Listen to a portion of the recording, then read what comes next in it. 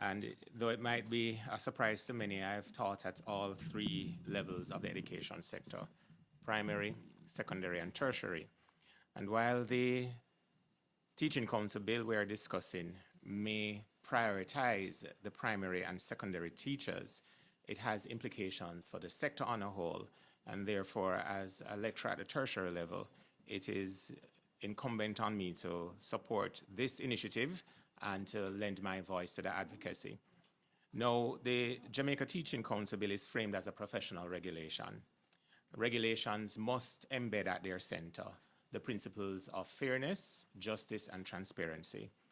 The sections I will cite will confirm that the basic concept of natural justice has not been adhered to with this bill. For example, there's no legal support for accused teachers. At sections 50 to 64, the disciplinary process, there's no provision either for legal aid. The bill outlines investigations, hearings, and penalties, but nowhere does it provide legal support or state-sponsored representation for teachers under review. Teachers facing suspension, revocation of their license, or public sanctions must defend themselves at their own expense. What are the implications? A teacher under investigation, even on a false or minor complaint, must choose between paying legal fees or going unrepresented. This disproportionately harms the teacher's reputation.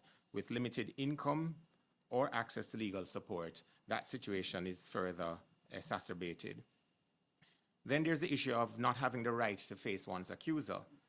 At section 50, subsection 1A, complaints can be made by any person, and the bill does not require disclosure of the complainant's identity in the initial stages. That also suggests that a teacher could be under investigation for some time before being notified. So even those who are able to afford and access legal support will be at an immediate disadvantage as the state of investigation, persons interviewed, and other related steps in a process that is so clothed in darkness could negatively prejudice the teacher. There is no language in the bill that guarantees that the teacher will be informed of who made the complaint or when the complaint is made or allowed to respond before investigation begins. What are the implications? This undermines natural justice. Teachers may be investigated without their knowledge, without knowing the source or the nature of the allegation, or without knowing who is making the allegation. Then there's the issue of the risk of double jeopardy. At section 6, 1, A to D, the council may take action against a teacher regardless of the outcomes in other fora. A teacher therefore may be cleared by a court or a school board, but still face the risk of their license being revoked or suspended from the JTC for the exact same issue. The implication of this is that a teacher may face multiple consequences for the same event, even when they have been cleared of the initial accusation. At section 64.3 and section 59, subsection 2, as well as section 61, subsection 4, it makes it clear that the teacher is denied a salary during the appeal process. The bill allows the council to suspend or revoke a teacher's license, and while appeals are being allowed, the decision of the suspension or revocation still stands. Therefore, access to earning has been interrupted. There's no provision for salary continuation during that period, and no clear statement of salaries being restored retroactively with the relevant interest applied after the process has been completed. A teacher may therefore be unable to work or earn while appealing a decision that may later be overturned. This discourages appeals and leads to financial distress, even for innocent teachers. And as my colleagues shared previously, this could negatively impact a teacher's ability beyond this investigation, even if the investigation proves that the teacher was innocent, to continue to enjoy that basic human right of professional reputation.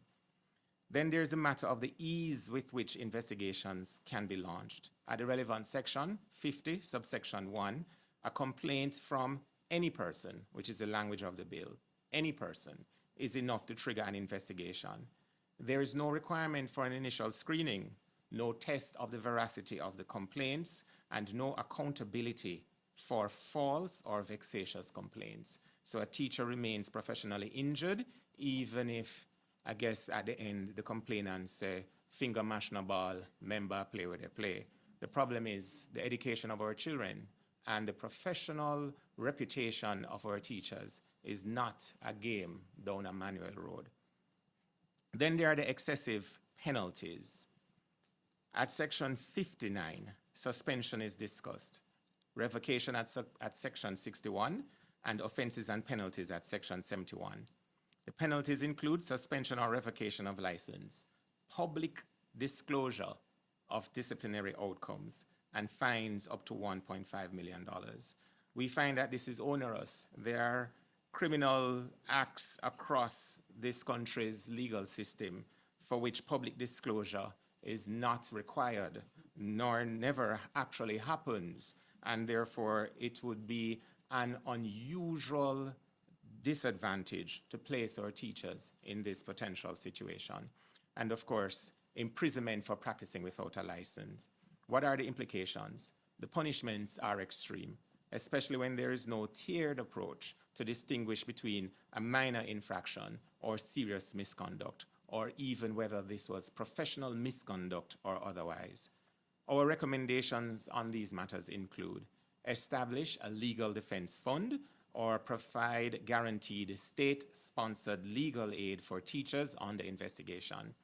2, to guarantee the right to face and respond to one's accuser with full disclosure of the allegations, the very basis of natural justice.